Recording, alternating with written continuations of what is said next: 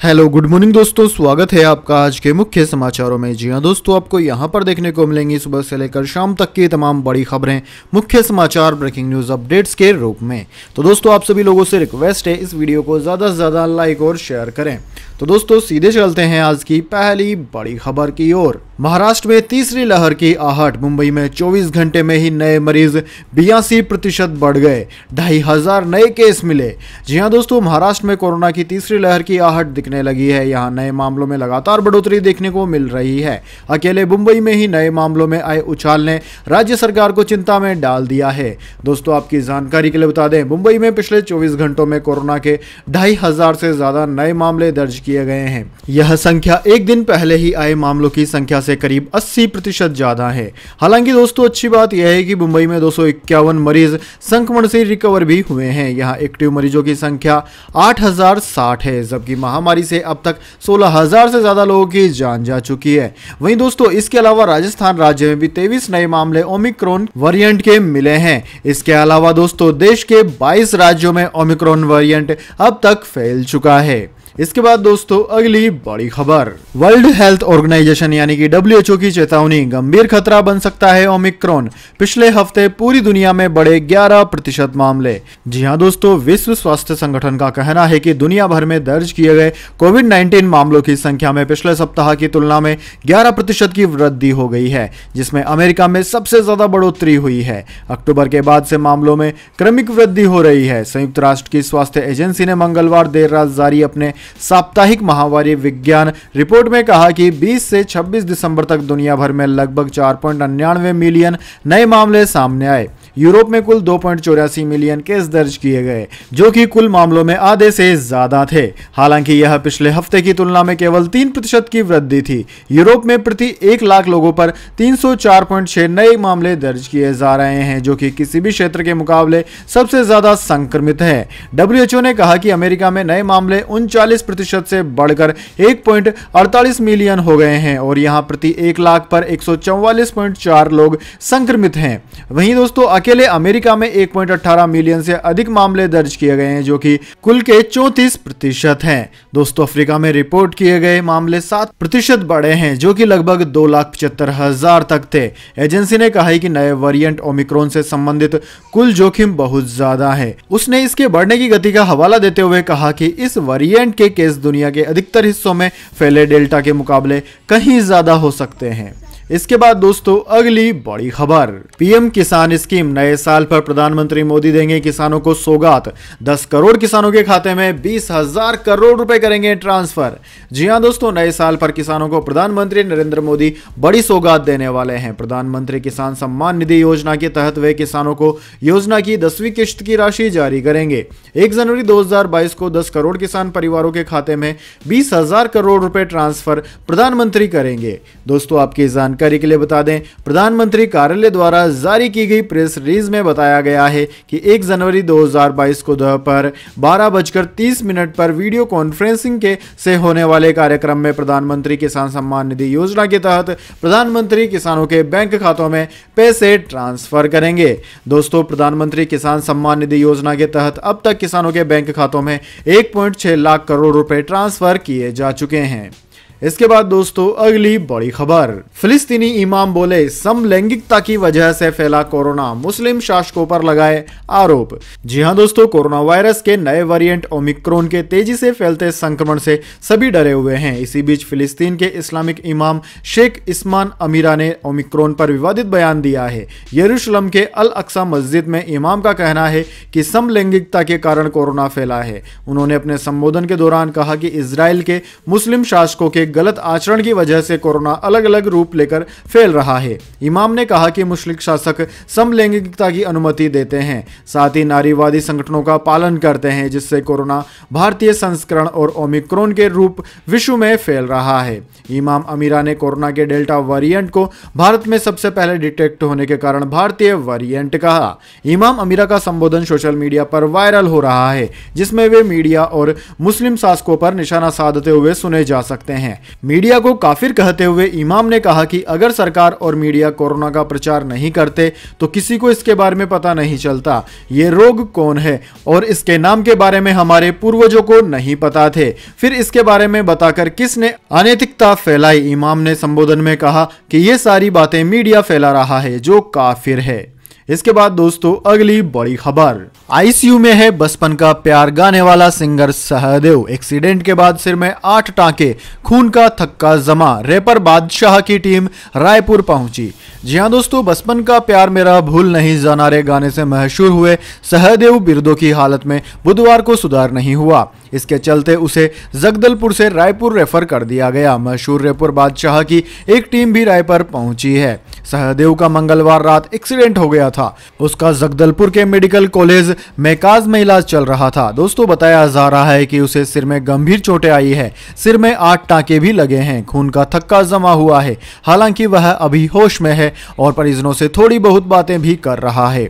मशहूर रैपर बादशाह भी लगातार फोन पर सहदेव का हेल्थ अपडेट ले रहे हैं। बादशाह ने ही सहदेव को इंडस्ट्री में पहचान दिलाई है। सहदेव के करीबी पिंटू मानिकपुरी ने बताया कि एक्सीडेंट की खबर सुनकर मंगलवार की रात से लेकर बुधवार तक बादशाह ने 6 से 7 बार कॉल कर सहदेव का हालचाल जाना। बादशाह ने कहा है कि अगर कोई भी परेशानी या जरूरत हो तो सीधे परिजन उनसे बात कर सकते हैं। देश के किसी भी अच्छे से अच्छे अस्पताल में इलाज की जरूरत हो तो वह करवाएंगे। उनकी पूरी टीम उनकी मदद करेगी। बादशाह की एक टीम भी सहदेव से मुलाकात करने के लिए पहुंच गई है। इसके बाद दोस्तों अगली बड़ी खबर, अब एक सप्ताह में सिर्फ 4 दिन जाना होगा ऑफिस, 3 दिन मिलेगी छुट्टी। जानिए कब से लागू होगा यह नया नियम। जी हां दोस्तों, न्यू वेजेस कोड अपडेट। सरकार नए श्रम कानूनों न्यू लेबर कोड्स को लागू करने वाली है। सरकार लागू करने से पहले इसके नियमों को और ज्यादा फाइन ट्यून करने में लगी हुई है ताकि लागू होने के बाद कोई दिक्कत पेश न आए। इस नए नियम में छुट्टियों और काम करने के घंटों से लेकर सैलरी तक के नियम बदल जाएंगे। दोस्तों इसे 1 अप्रैल से लागू किया जाना था, फिर जुलाई में लागू करने की चर्चा ने जोर पकड़ा। इसके बाद 1 अक्टूबर से लागू करने की तैयारी थी। अब नए साल में लागू किए जाने की उम्मीद जताई जा रही है। नए साल में नौकरी पेशा लोगों के सैलरी स्ट्रक्चर में भी बड़ा बदलाव देखने को मिल सकता है। दोस्तों कर्मचारियों की टेक होम सैलरी में कमी आ सकती है। इसके अलावा काम के घंटे, ओवर टाइम, ब्रेक टाइम जैसी चीजों को लेकर भी नए लेबर कोड में प्रावधान किए गए हैं। इसे एक एक करके समझा जा सकता है। दोस्तों सरकार ने 29 श्रम कानूनों को मिलाकर 4 नए वेज कोड तैयार किए हैं। संसद ने अगस्त 2019 को 3 लेबर कोड, इंडस्ट्रियल रिलेशन, काम की सुरक्षा, हेल्थ और वर्किंग कंडीशन और सोशल सिक्योरिटी से जुड़े नियमों में बदलाव किया था। वैसे दोस्तों सप्ताह में 4 दिन ऑफिस जाना होगा, यह नियम आपको कैसा लग रहा है? कमेंट बॉक्स में अपनी राय जरूर बताइए। आप सप्ताह में 4 दिन ऑफिस जाना चाहते हैं या फिर 5 या 6 दिन? कमेंट बॉक्स में जरूर बताएं। इसके बाद दोस्तों अगली बड़ी खबर, ओमिक्रॉन पर राहत भरी खबर। वैज्ञानिक ने ढूंढ निकाला कोरोना वायरस के नए रूप का तोड़। जी हां दोस्तों, दुनिया भर में कोरोना वायरस के डेल्टा और डेल्टा प्लस वेरिएंट के बाद ओमिक्रॉन वेरिएंट ने तबाही मचाना शुरू कर दी है। दक्षिण अफ्रीका के बाद यह नया वेरिएंट 90 से अधिक देशों में फैल चुका है।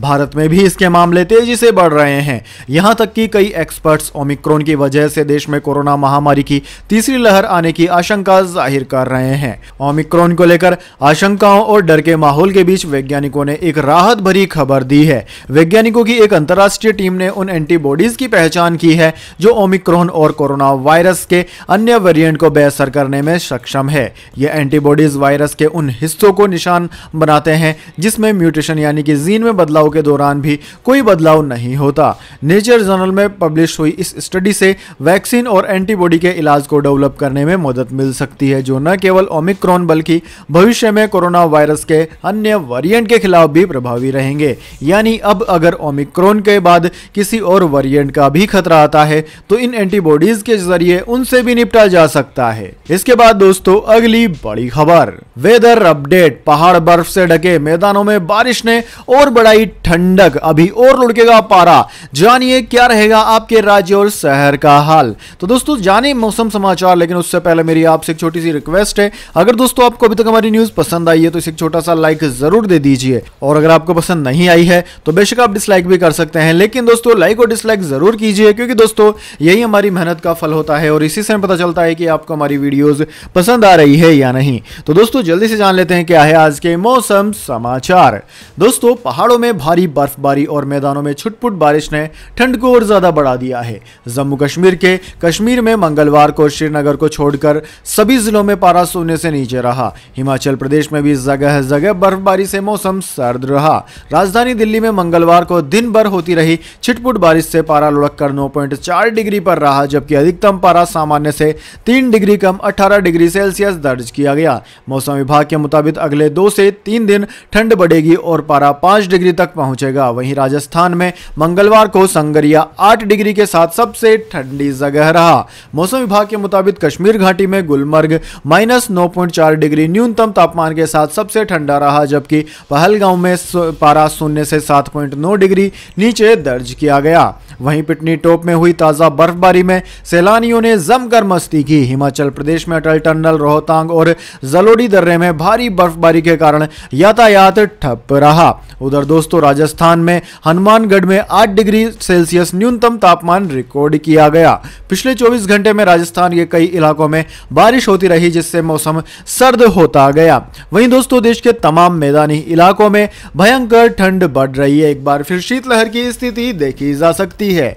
इसके बाद दोस्तों अगली बड़ी खबर, बॉलीवुड अभिनेता अर्जुन कपूर समेत परिवार के कई लोग हुए कोरोना पॉजिटिव। करिश्मा की क्रिसमस पार्टी में हुए थे शामिल। जी हां दोस्तों, कपूर परिवार पर कोरोना का कहर टूट पड़ा है। करिश्मा कपूर ने बीते 25 दिसंबर को अपने घर पर क्रिसमस पार्टी रखी थी, जिसमें शामिल होने के बाद अर्जुन कपूर कोविड पॉजिटिव हो गए हैं। इस पार्टी में उनके साथ मलाइका अरोड़ा भी गई थी। अर्जुन के साथ ही उनकी बहन अंशुला कपूर, रिया कपूर और उनके पति करण बुलानी भी कोविड-19 से पॉजिटिव पाए गए हैं। फिलहाल बीएमसी ने अर्जुन कपूर के घर को सील कर दिया है। अर्जुन कपूर की आधी फैमिली कोरोना से संक्रमित हो गई है। ऐसे में अब मलाइका अरोड़ा का भी कोविड टेस्ट किया जाएगा। दोस्तों आपकी जानकारी के लिए बता दें, अर्जुन कपूर के चाचा अनिल और संजय कपूर की टेस्ट रिपोर्ट नेगेटिव आई है। कोविड रिपोर्ट आने से पहले अर्जुन एक होटल में अपने प्रोजेक्ट की शूटिंग कर रहे थे। वे इसी होटल में रुके भी थे। हालांकि रिपोर्ट पॉजिटिव आने के बाद उन्होंने खुद को यहीं आइसोलेट कर लिया है। अनिल की बेटी रिया ने खबर को कंफर्म करते हुए लिखा कि हां, सुपर केयरफुल होने के बावजूद मैं कोरोना पॉजिटिव हूं। पता नहीं क्यों मेरी या किसी और के स्वास्थ्य की जानकारी खबर या गॉसिप है। यह तो सिर्फ सरकार और सरकारी संस्थाओं के लिए होनी चाहिए ताकि वे अपना काम कर सके। यह गॉसिप साइट्स के लिए नहीं होनी चाहिए। इसके बाद दोस्तों अगली बड़ी खबर, 31 दिसंबर तक हर हाल में पूरे कर लें सारे काम, वरना आपको होगा बड़ा नुकसान। जी हां दोस्तों, साल 2021 का आखिरी महीना यानी कि दिसंबर खत्म होने में अब बस 1-2 दिन ही बाकी हैं। इस महीने के अंत तक आपको कई जरूरी काम हर हाल में निपटाने होंगे। अगर आपने निर्धारित तिथि से पहले इन कामों को नहीं निपटाया तो आपको बड़ा आर्थिक नुकसान उठाना पड़ सकता है। दोस्तों यहाँ पर हम आपको बताते हैं कि आपको कौन कौन से कामों का ध्यान रखना है। पहला है इनकम टैक्स रिटर्न फाइल करना। जी हां दोस्तों, वित्त वर्ष 2020-21 के लिए इनकम टैक्स रिटर्न फाइल करने की लास्ट डेट 31 दिसंबर है। टैक्स एक्सपर्ट्स के अनुसार आपको डेडलाइन से पहले आईटीआर फाइल करने से न केवल पेनल्टी से बचाव होगा बल्कि और भी कई सारे फायदे इससे मिलते हैं। दूसरा है दोस्तों पीएफ खाता धारकों के लिए। जी हां दोस्तों, एम्प्लॉयमेंट प्रोविडेंट एंड ऑर्गेनाइजेशन यानी कि ईपीएफओ ने सभी पीएफ खाता धारकों को नॉमिनी जोड़ने के लिए कहा है। ईपीएफओ ने नॉमिनी जोड़ने की लास्ट डेट 31 दिसंबर 2021 तय की है। अगर आपने 31 दिसंबर तक अपने पीएफ अकाउंट में नॉमिनी नहीं जोड़ा तो आपको कई तरह की मुश्किलों का सामना करना पड़ सकता है। वहीं दोस्तों अगला है ऑडिट रिपोर्ट फाइल करना। जी हां दोस्तों, इस महीने की आखिर तक ऑडिट रिपोर्ट भी फाइल करना अनिवार्य है। दरअसल बिजनेसमैन जिनकी सालाना कमाई 10 करोड़ रुपए से ज्यादा है, उन्हें इनकम टैक्स रिटर्न के साथ ही एक ऑडिट रिपोर्ट भी फाइल करनी होगी। वैसे दोस्तों यह आम आदमी के लिए नहीं है, यह उन लोगों के लिए है जो कि 10 करोड़ से ज्यादा सालाना कमाई करते हैं। इसके बाद में दोस्तों कम ब्याज पर मिल रहा है होम लोन। जी हां दोस्तों, यह एक अच्छे फायदे वाली बात है। बैंक ऑफ बड़ौदा यानी कि बीओबी ने त्योहारी सीजन में होम लोन ब्याज दर को घटाकर 6.5% कर दिया था। यानी कि अब आप सस्ते दर पर होम लोन ले सकते हैं। और सबसे खास बात यह है कि नई ब्याज दर का फायदा नए लोन के अलावा दूसरे बैंक से ट्रांसफर होकर आए होम लोन पर भी मिलेगा। लेकिन दोस्तों इसकी भी आखिरी डेट 31 दिसंबर ही है। इसके बाद दोस्तों अगली बड़ी खबर, गोल्ड सिल्वर प्राइस टुडे। जानिए सोने और चांदी के दाम। आज सोना हुआ सस्ता, चांदी में भी आई कमी। जी हां दोस्तों, भारतीय सराफा बाजार में आज सोने के भाव में मामूली गिरावट देखने को मिली। हालांकि इसके बाद भी सोने के दाम 47,000 रुपए के ऊपर बरकरार हैं। वहीं दोस्तों चांदी की बात की जाए तो चांदी की कीमतों में आज कमी दर्ज की गई है। दिल्ली सराफा बाजार में सोना 216 रुपए तो चांदी 179 रुपए तक सस्ती रही। दोस्तों दिल्ली सराफा बाजार में आज सोना 216 रुपए प्रति 10 ग्राम की मामूली गिरावट के साथ 47,010 रुपए प्रति 10 ग्राम पर बंद हुआ। जबकि चांदी की बात की जाए तो चांदी 189 रुपए गिरकर 61,348 रुपए प्रति किलोग्राम पर बंद हुई। इसके बाद दोस्तों अगली बड़ी खबर, शेयर बाजार। सेंसेक्स 91 पॉइंट्स गिरकर 57,806 पर बंद। एसबीआई आईटीसी 1% टूटे। जी हां दोस्तों, शेयर बाजार में आज गिरावट रही। बॉम्बे स्टॉक एक्सचेंज यानी कि बीएसई का सेंसेक्स 91 पॉइंट्स गिरकर 57,806 पर, जबकि नेशनल स्टॉक एक्सचेंज का निफ्टी 19 अंक टूटकर 17,213 पर बंद हुआ। एसबीआई और आईटीसी के शेयर 1% तक टूट गए। दोस्तों सेंसेक्स कल की तुलना में आज 5 पॉइंट्स नीचे से खुला था। इसने 58,097 का ऊपरी स्तर और 57,684 का निचला स्तर बनाया। इसके 30 शेयर में से 12 स्टॉक बढ़त के साथ बंद हुए, जबकि 18 शेयर्स गिरावट में रहे। बढ़ने वाले प्रमुख शेयर में Indus bank, doctor Reddy, Bajaj finance, Reliance और सन फार्मा रहे। इसके बाद दोस्तों अगली बड़ी खबर, अब शेयर बाजार में नहीं डूबेगा आपका पैसा। सेबी ने बदले आईपीओ म्यूचुअल फंड्स के नियम। जी हां दोस्तों, शेयर बाजार के निवेशकों के लिए जरूरी खबर है। खुदरा निवेशकों की सुरक्षा के लिए बाजार नियामक सेबी ने मंगलवार को कई नियमों में बदलाव किए। इससे आईपीओ और म्यूचुअल फंड्स में पैसे लगाने वाले इन्वेस्टर्स पर रिस्क कम होगा। सेबी ने आईपीओ के एंकर निवेशकों की निकासी सीमा और समय तय करने के साथ जुटाए फंड के सही इस्तेमाल के लिए भी नियम बनाया है। जी हां दोस्तों, भारतीय प्रतिभूति एवं विनिमय सेबी के चेयरमैन अजय त्यागी की अध्यक्षता में बैठक हुई। आईपीओ के लिए सबसे जरूरी माने जाने वाले एंकर निवेशकों की लॉक इन अवधि 30 दिन से बढ़ाकर 90 दिन कर दिया गया है, जबकि इनकी निकासी सीमा भी 50% तक तय कर दी गई है। दोस्तों आईपीओ से फंड जुटाने वाली कंपनियां अब सिर्फ 25% इस्तेमाल इन ऑर्गेनिक कार्यों में कर सकेंगी, जबकि 75% राशि उन्हें कारोबार विस्तार में लगानी पड़ेगी। आईपीओ में 20% हिस्सेदारी रखने वाले परिवर्तनकों की लॉक इन अवधि 3 साल से घटाकर 18 महीने कर दी है, जबकि 20% से ज्यादा हिस्सेदारी पर लॉक इन अवधि 1 साल से घटाकर 6 महीने हो गई है। इसी तरह म्यूचुअल फंड्स योजनाओं को बंद करने से पहले फंड हाउस को यूनिट धारकों की अनुमति लेनी होगी। इसके बाद दोस्तों अगली बड़ी खबर, झारखंड में 25 रुपए सस्ता मिलेगा पेट्रोल। राशन कार्ड धारी को मिलेगा लाभ। 26 जनवरी से लागू होगी योजना। छात्रों को मिलेगा क्रेडिट कार्ड। जी हां दोस्तों, झारखंड में अपने 2 साल पूरे होने पर सोरेन सरकार ने गरीब और मध्यम वर्ग को सस्ते पेट्रोल का तोहफा दिया है। राज्य के राशन कार्ड धारकों को 26 जनवरी से मोटरसाइकिल में पेट्रोल भरवाने पर 25 रुपए की छूट दी जाएगी। यह राशि डायरेक्ट बैंक ट्रांसफर डीबीटी के माध्यम से उनके खाते में भेजी जाएगी। एक कार्ड धारक को हर महीने 10 लीटर पेट्रोल की खरीदारी पर यह छूट दी जाएगी। दोस्तों मुख्यमंत्री सोरेन ने यह जरूर बताया कि सरकार को इस योजना के लिए अलग से किसी प्रकार का कोई कर्ज लेना नहीं होगा। अपने नए संसाधन से सरकार राजस्व बढ़ाने में जुटी हुई है। साथ ही उन्होंने यह भी कहा कि संसाधन जैसे जैसे बढ़ेंगे राज्य के अन्य लोगों को भी पेट्रोल के दाम में राहत दी जाएगी। इसके बाद दोस्तों अगली बड़ी खबर, महाराष्ट्र में नए साल के जश्न पर कई पाबंदियां।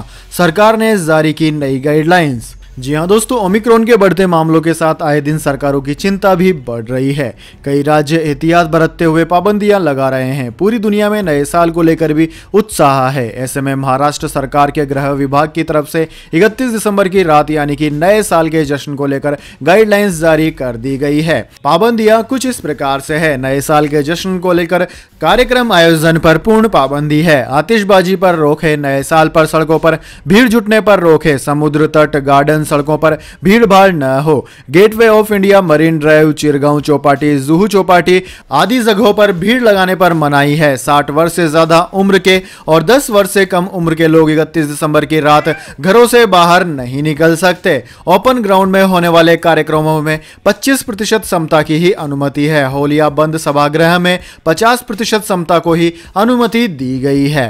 इसके बाद दोस्तों अगली बड़ी खबर, कानपुर, प्रधानमंत्री मोदी की रैली के दौरान कार में तोड़फोड़ के आरोपी 5 नेताओं को सपा ने पार्टी से निकाला। जी हां दोस्तों, प्रधानमंत्री नरेंद्र मोदी की रैली में दंगे की साजिश रचने के आरोप में पुलिस ने 5 सपा कार्यकर्ताओं को गिरफ्तार किया। पुलिस का कहना है कि इन कार्यकर्ताओं ने साजिश के तहत अशांति फैलाने की नीयत से कार में तोड़फोड़ की थी। इस मामले में समाजवादी पार्टी ने गिरफ्तार कार्यकर्ताओं सचिन केसवानी, अंकुर पटेल, अंकेश यादव, सुकांत शर्मा और सुशील राजपूत को पार्टी से निष्कासित कर दिया है। दोस्तों आपकी जानकारी के लिए बता दें, प्रधानमंत्री नरेंद्र मोदी का मंगलवार को कानपुर में काफिला गुजरने के बाद नौबस्ता थाना क्षेत्र हमीरपुर जाने वाली सड़क पर प्रधानमंत्री मोदी का पुतला फूंक पर भाजपा का झंडा लगी कार में तोड़फोड़ करते हुए एक वीडियो सोशल मीडिया पर वायरल हुआ था। पुलिस का कहना है कि कार में जानबूझकर तोड़फोड़ की गई ताकि इससे एक राजनीतिक पार्टी के कार्यकर्ताओं में भय पैदा किया जा सके।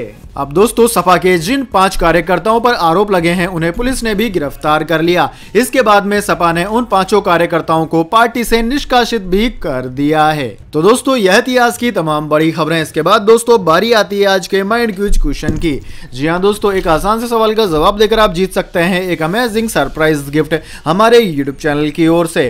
तो दोस्तों आज का सवाल आपकी स्क्रीन पर आ चुका है। इंग्लिश कैलेंडर यानी कि जिस कैलेंडर को हम इस्तेमाल करते हैं और हिंदी कैलेंडर, इन दोनों कैलेंडरों के बीच में कितने वर्षों का अंतर है? जी हां दोस्तों, अगर आप जानते हैं हिंदुस्तानी कैलेंडर और ब्रिटिश कैलेंडर के बीच में कितने सालों का अंतर है तो जल्दी से कमेंट बॉक्स में लिख दीजिए। अगर दोस्तों आपका जवाब होता है एकदम सही और आप चुन लिए जाते हैं लकी विजेता के रूप में तो आपको मिल सकता है एक अमेजिंग सरप्राइज गिफ्ट हमारे यूट्यूब चैनल की ओर से। तो दोस्तों जल्दी से अपना उत्तर कमेंट बॉक्स में लिख दीजिए, वीडियो को लाइक कर लीजिए और चैनल को सब्सक्राइब करके बेल आइकन भी दबा लीजिए। धन्यवाद। वंदे मातरम। जय हिंद, जय भारत।